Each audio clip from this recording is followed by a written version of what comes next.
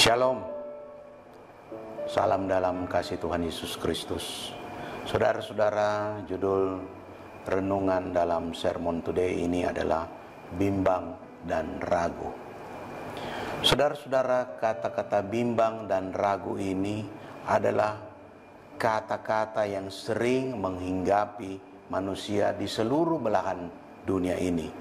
Mulai dari zaman dahulu, zaman purba, sampai hari ini, bimbang dan ragu.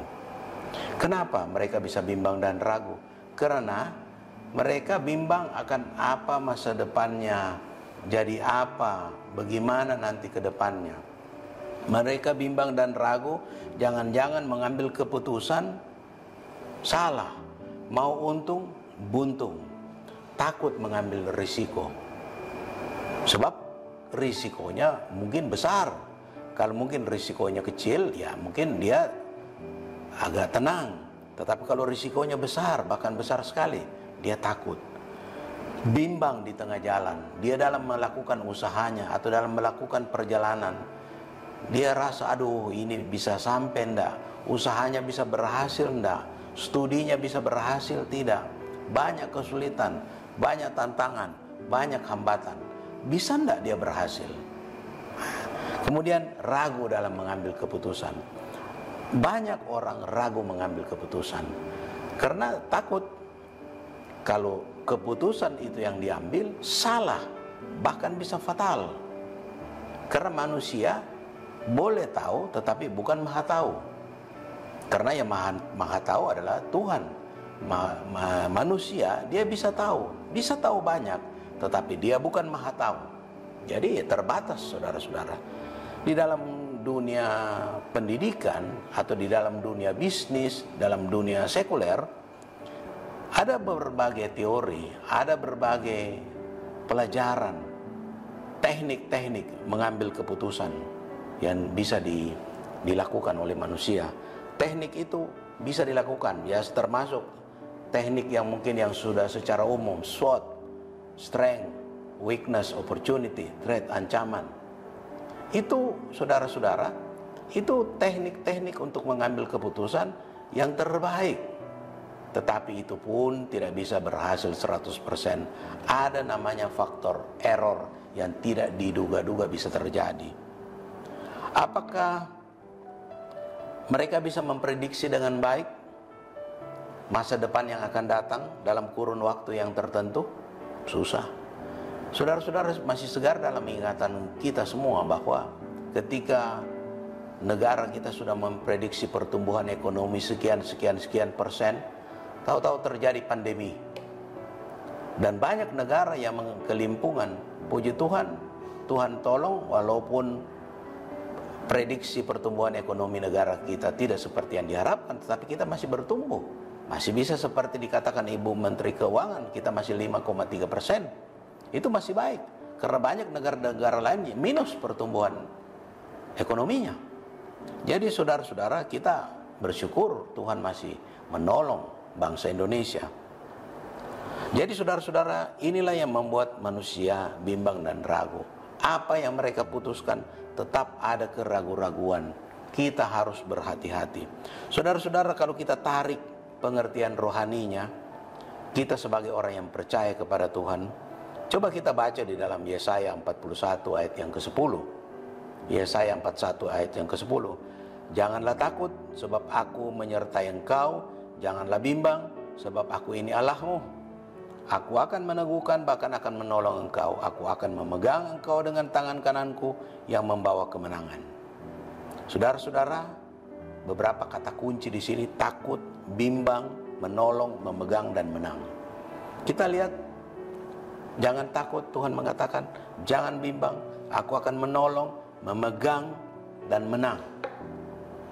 Kemudian dalam Yakobus 1 ayat yang ke-6, Yakobus 1 ayat yang ke-6, di situ dikatakan, hendaklah ia memintanya dalam iman dan sama sekali jangan bimbang, sebab orang yang bimbang sama dengan gelombang laut yang diombang-ambingkan kian kemari oleh angin. Di sini ada kata kunci bimbang dan iman. Saudara-saudara, di dalam Yakobus 1 ayat yang ke-6 ini, bahwa kita sebagai orang percaya meminta harus mempunyai iman.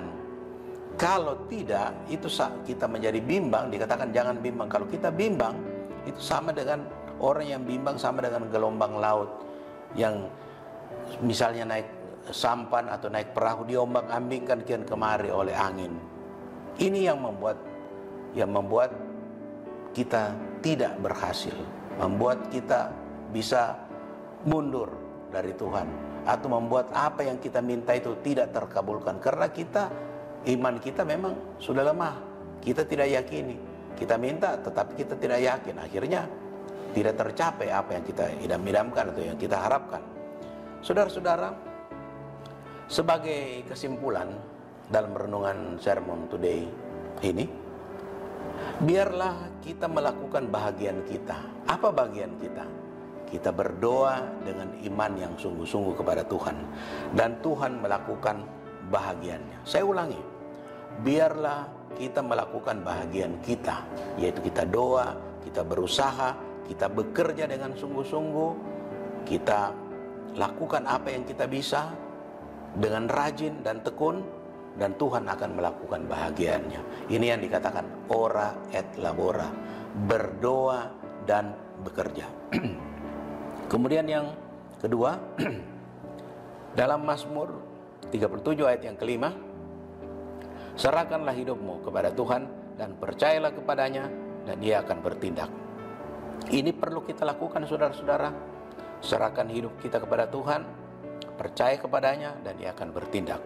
Dan ayat yang terakhir dalam Yakobus 4 ayat 13-15. Jadi sekarang, hai kamu yang berkata, hari ini atau besok kami berangkat ke kota Anu, dan di sana kami akan tinggal setahun dan berdagang serta mendapat untung.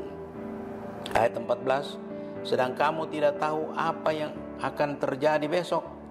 Apakah arti hidupmu?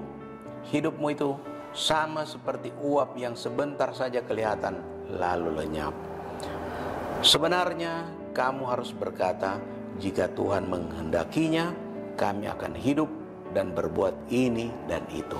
Jadi saudara-saudara, kita cukup berusaha dengan sungguh-sungguh, lakukan bahagian kita, nanti Tuhan lakukan bahagiannya. Kita selalu jangan tekebur, selalu mengatakan jika Tuhan menghendakinya. Itu artinya bahwa kita tidak mengandalkan diri kita 100%, tetapi kita mengandalkan Tuhan. Kita boleh berencana ini dan itu, tetapi Tuhan yang memutuskan. Kita boleh berharapan ini dan itu, tapi masih ada Tuhan yang menentukan. Karena Tuhan jauh lebih tahu masa depan kita. Karena Tuhan jauh lebih tahu apakah yang kita rencanakan ini benar atau tidak. Apakah rencana yang kita lakukan ini memuliakan namanya atau tidak. Atau apakah rencana yang kita mau lakukan ini bisa berakibat fatal dan merugikan kita dan membuat kita terhilang atau tidak. Jadi Tuhan yang Maha Tahu. Itulah renungan kita pada hari ini. Tuhan Yesus memberkati. Mari kita berdoa. Bapa di surga, Bapa yang kami sembah dalam nama Tuhan Yesus Kristus, segala puji, hormat, kemuliaan-Mu, kami sudah membaca, mendengar, dan merenungkan sebagian dari firman-Mu. Kiranya ini bisa menjadi berkat bagi kita semuanya, dan kami bisa menjadi pelaku-pelaku dari firman-Mu. Dalam nama Tuhan Yesus Kristus kami berdoa. Haleluya. Amin.